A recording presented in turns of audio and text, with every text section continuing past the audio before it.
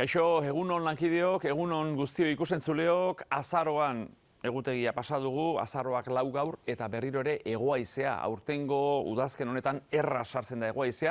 borraskak Atlantikoan dabiltza, borraska sakona gainera, eta berriro ere gaur indartu egingo da, eguna bukatzerako mendi inguruetan, mendebaldean batez ere bihar abisua dago, oso haize bolada zakarrak espero baititugu. Gaurko lainoak nahiko sareak izango dira, goizean behe-lainoa badugu oraindik leku batzuetan, desegingo da poliki-poliki. Arratsaldean atzo bezain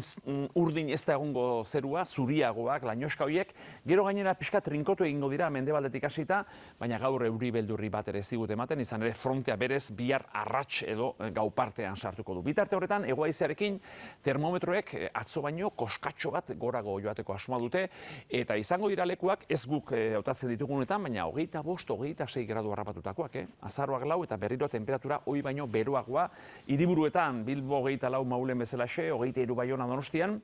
Gasteiz eta Iruñan 20-21. Baina Gasteizerako adibidez, ez da, azaroaren hasieran 20 graduko maxima temperatura altua da. Bihar apurtxo bat bera egingo dute temperatura beroenek, gradutxo bat edo bi asko jota, izan ere, batetik hodei gehiago izango dugu, eta esan dute, eguna bukatzerako frontea etorriko da, tarteka zaparadak, mardulak, ekaitz eta guzti, eta horrek gauza bat ona ekarriko du, ez da, termometroek behera egitea, ostegunean egunez ez arren beste, baina goizean eta gauean euria egingo du, eta horrengo egunetan ere berriro larun baterako euria dator, eta badirudi